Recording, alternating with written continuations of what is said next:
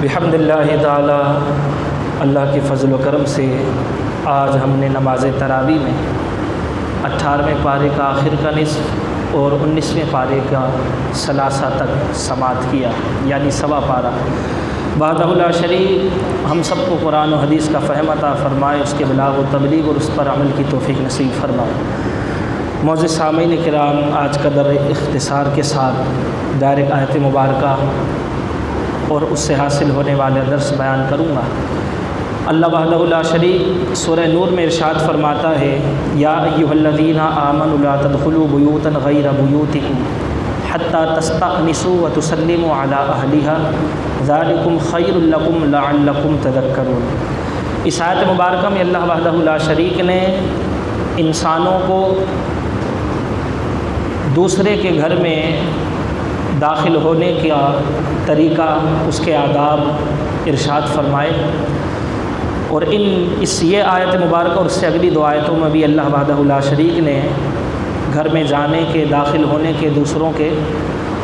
آداب اور طریقہ کار کو بیان فرمایا ہے۔ اللہ وحدہ لا شریک ارشاد فرماتا ہے کہ ایمان والو، اپنے گھر کے علاوہ دوسروں کے گھر میں داخل نہ ہو یہاں تک کہ تم ان سے اجازت لے لو، وتسلموا علی اہلہا اور اس کے اہل پر یعنی اہل خانہ پر سلام بھیجو، سلام کرو، ذالکم خیر لکم یہ تمہارے لیے بہتر ہے، لعلکم تذکرون تاکہ تم نصیحت مانو۔ عزیزان گرامی، اس آیت مبارکہ کا شان نزول حضرت عدی بن ثابت رضی اللہ تعالیٰ عنہ فرماتے ہیں کہ انصار کی ایک خاتون تھی، عورت تھی، اس نے بارگاہ رسالت صلی اللہ علیہ وسلم میں آ کر عرض کی کہ یا رسول اللہ صلی اللہ علیہ وسلم، میری اپنے گھر میں ایسی حالت ہوتی ہے، ایسی کنڈیشن ہوتی ہے کہ میں نہیں چاہتی کہ اس کنڈیشن کو کوئی دوسرا دیکھے، اس حالت کو کوئی دیکھے، یہاں تک کہ میرے والد، یہاں تک کہ میرا بیٹا ہی کیوں نہ ہو۔ میں نہیں چاہتی کہ وہ حالت کوئی دیکھے، یہاں تک کہ میرا والد اور یہاں تک کہ میرا بیٹا ہی کیوں نہ ہو۔ تو آیت مبارکہ نازل ہوئی، رب نے مومنوں کو ارشاد فرما دیا کہ جب تم دوسروں کے گھر میں جاؤ تو اجازت طلب کرو، اس گھر والوں پر سلام کرو، یہ تمہارے لیے بہتر ہے تاکہ تم نصیحت مانو۔ یہاں اس آیت مبارکہ میں شرعی مسائل ہمیں معلوم ہوتے ہیں کہ سب سے پہلا یہ کہ کسی کے گھر میں بغیر اجازت داخل نہیں ہونا چاہیے، پہلے ہمیں اجازت لینی چاہیے، اور اجازت کے بہت سے طریقہ کار ہیں۔ بآواز بلند تکبیر کہنا، یعنی اپنا احساس دلانا کہ کوئی شخص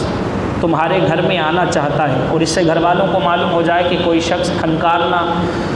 کس سے معلوم ہو جائے کہ وہ اجازت طلب کر رہا، جبکہ یہ تمام طریقہ کار اجازت کے طور پر ہو۔ فرمایا کہ غیر کا گھر سے مراد وہ ہے جس گھر میں غیر رہتے ہیں، چاہے وہ مالک کا ہو یا نہ ہو۔ غیر کے گھر جانے والے کے اگر صاحب خانہ سے پہلے ملاقات ہو جائے تو سلام کرے، سلام کرنے کے بعد گھر میں داخلے کی اجازت لے، اگر وہ اجازت دے دے تو وہ داخل ہو جائے، اور اجازت اس طرح لے کہ السلام علیکم، کیا میں اندر آ سکتا ہوں، کیا مجھے اجازت ہے کہ میں تمہارے گھر میں داخل ہو جاؤں، کیونکہ حضور علیہ الصلوۃ والسلام نے فرمایا کہ سلام کو کلام پر مقدم کرو، یعنی پہلے سلام بعد میں کلام، اس لیے رب نے فرمایا کہ اجازت طلب کرو، پھر سلام اہل خانہ پر پیش کرو، یعنی اگر اہل خانہ صاحب خانہ کی تم سے گھر میں اجازت مانگنے سے پہلے ملاقات ہو جائے تو سلام کرو، سلام کے بعد اس سے اپنے گھر، اس کے گھر کے داخلے کی اجازت طلب کرو۔ حضور علیہ الصلوۃ والسلام نے فرمایا کہ سلام کو کلام پر مقدم کرو۔ عزیزان گرامی، اس سے اگلی آیت مبارکہ میں اللہ وحدہ لا شریک ارشاد فرماتا ہے، فَإِن لَّمْ تَجِدُوا فِيهَا أَحَدًا فَلَا تَدْخُلُوهَا حَتَّى يُؤْذَنَ لَكُمْ۔ فرمایا کہ پس اگر تم جب اس میں کسی کو نہ پاؤ، یعنی جس گھر میں تم داخلے کا تمنا رکھتے ہو، اس گھر میں اس کے اہل کو نہ پاؤ، اس کے صاحب کو نہ پاؤ، تو فرمایا فَلَا تَدْخُلُوهَا، تب بھی ہرگز داخل نہ ہو، حتی یؤذن لکم، یہاں تک کہ تم اس سے اجازت لو۔ یعنی آپ جس گھر میں جا رہے ہیں وہ غیر کا گھر ہے اور کوئی گھر میں موجود نہیں، تو فرمایا داخلہ نہیں ہو سکتا، داخلہ منع ہے، رب نے منع فرمایا، ہاں یہاں تک کہ تم اس سے اجازت لے لو۔ پھر فرمایا وَإِن قِيلَ لَكُمُ ارْجِعُوا، اور اگر تم سے کہا جائے یعنی گھر میں وہ موجود ہے، آپ نے اجازت طلب کری لیکن وہ اس گھر میں موجود شخص کہتا ہے وَإِنْ قِيلَ لَكُمُ ارْجِعُوا، اگر تم سے کہا جائے کہ لوٹ جاؤ، فَارْجِعُوا، تو لوٹ جاؤ، ہوا ازکیٰ لکم، کیونکہ یہ تمہارے لیے زیادہ ستھرا ہے، زیادہ پاکیزہ ہے، واللہ بما تعملون علیم، اور اللہ وحدہ لا شریک جانتا ہے تمہارے کاموں کو۔ عزیزان گرامی، اس آیت مبارکہ میں اللہ وحدہ لا شریک نے ایمان والوں کو یہ ارشاد فرمایا کہ جب کسی گھر میں داخلہ چاہو اور اس گھر میں اس کا صاحب موجود نہ ہو تو ہرگز داخل نہ ہو، کیونکہ غیر کی ملکیت میں تصرف کی نہ تو اجازت ہے نہ تو اختیار ہے۔ فرمایا اگر ہاں وہ اجازت دے دے، اگرچہ وہ گھر میں موجود ہے یا نہیں، بہر دو صورت اگر اس کی اجازت مل گئی کہ ہاں تم داخل ہو جاؤ تو پھر داخل ہو سکتے ہیں، اور اگر وہ موجود ہے مگر وہ کہہ رہا ہے کہ لوٹ جاؤ، تو عزیزان گرامی اس میں ہمیں منہ نہیں بگاڑنا چاہیے، نہ ملامت کرنی چاہیے کہ میں دروازے پر آیا اور مجھے لوٹا دیا گیا، مجھے اندر آنے کی اجازت تک نہیں دی گئی۔ عزیزان گرامی، اس سے چند مسائل یہ بھی معلوم ہوتے ہیں کہ جب بھی کسی کے گھر جائیں تو دروازہ بجانے سے پہلے ان دو باتوں کو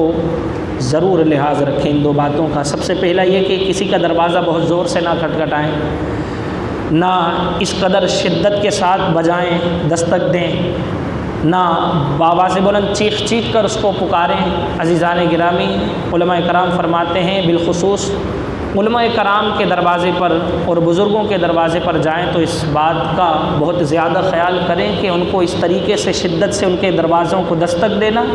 اور بآواز بلند ان کو پکارنا، فرمایا کہ یہ دونوں مکروہ ہیں اور خلاف ادب ہے، ادب کے خلاف ہے۔ لہذا فرمایا کہ درمیانہ انداز ہونا چاہیے، کھٹکھٹانے میں، پکارنے میں درمیانی آواز ہونی چاہیے، اور فرمایا کہ دستک دی جائے یا جس گھر پر بیل لگی ہے، بٹن لگا ہے، اس بٹن کو دبا کر جب تک وہ باہر نہ آ جائے اس وقت تک دبا کر رکھنا۔ عزیزان گرامی، فرمایا کہ اس میں بھی یہی لحاظ رکھا جائے کہ ایک مرتبہ دبا کر انتظار کیا جائے یا دستک دے کر یا بآواز جب پکارا جائے ضرورت کے طور پر تو پھر انتظار کیا جائے۔ اگر وہ شخص آ جائے تو پھر فبیہا، اگر نہ آئے پھر دوبارہ انتظار کرنے کے بعد پھر دستک دی جائے یا پکارا جائے، پھر بھی نہ آئے، پھر تیسری بار یہ عمل کیا جائے، پھر بھی نہ آئے تو فرمایا وہاں سے چلے جانا بہتر ہے، پھر کبھی وقت میں اس سے ملاقات کر لے۔ فرمایا کہ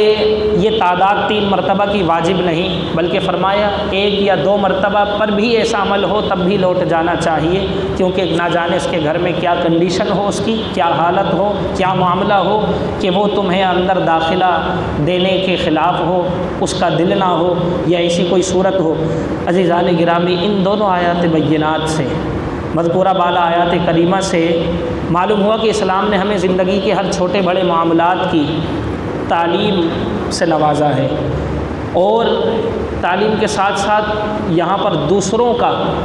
لحاظ کرنے اور دوسروں کی سہولت کا خیال کرنے کا بھی ہمیں ذہن دیا ہے کہ کس طرح سے تمہیں گھر میں داخل ہونا ہے، کس طرح سے اجازت طلب کرنی ہے۔ عزیزان گرامی، حضرت جابر رضی اللہ تعالیٰ عنہ، ایک اور لفظ ہے جب کھٹکھٹایا جاتا ہے تو اندر سے آواز آتی ہے کون، تو جواب میں ہم کہتے ہیں میں، تو اس لفظ کو بھی منع فرمایا ہے اور حضور نے اس کو ناپسند فرمایا۔ حضرت جابر فرماتے ہیں کہ میں حضور علیہ الصلوۃ والسلام کے دربار میں اپنے والد صاحب کے قرضے کے سلسلے میں حاضر ہوا، میں نے دستک دی، حضور نے فرمایا کون، تو میں نے جواب میں عرض کیا یا رسول اللہ میں، تو حضور علیہ الصلوۃ والسلام نے فرمایا کہ میں یعنی میں بھی میں ہوں، میں بھی میں ہوں، یعنی حضور علیہ الصلوۃ والسلام نے اس لفظ کو، اس جواب کو ناپسند فرمایا۔ تو چاہیے یہ کہ جب دستک دی جائے اندر سے آواز آئے کون، تو اپنا نام بتانا چاہیے، اپنی غرض بتانی چاہیے کہ میں فلاں بن فلاں اس غرض سے حاضر ہوا ہوں، فلاں بن فلاں یہ پیغام لے کر حاضر ہوا ہوں، میں فلاں بن فلاں، یعنی وہ پوچھنے والا صاحب گھر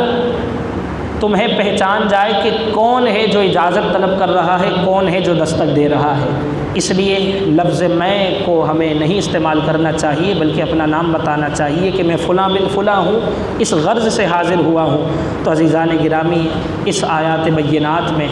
ہمارے لیے تعلیم ہی تعلیم ہے، طریقہ ہی طریقہ ہے، اور یہ اخلاقیات میں بھی بہت سر فہرست اس بات کو رکھا جاتا ہے۔ اللہ وحدہ لا شریک ہم سب کو اخلاق حسنہ اپنانے کی توفیق نصیب فرمائے۔ گھر کے متعلق دستک اجازت لینے کے متعلق جو قرآن مجید فرقان حمید میں ہمیں طریقہ اللہ وحدہ لا شریک نے بتایا، بیان فرمایا، ہمیں اس طریقے پر عمل کرنے کی توفیق نصیب فرمائے۔ آمین بجاہ النبی الامین۔ وما علینا الا البلاغ المبین۔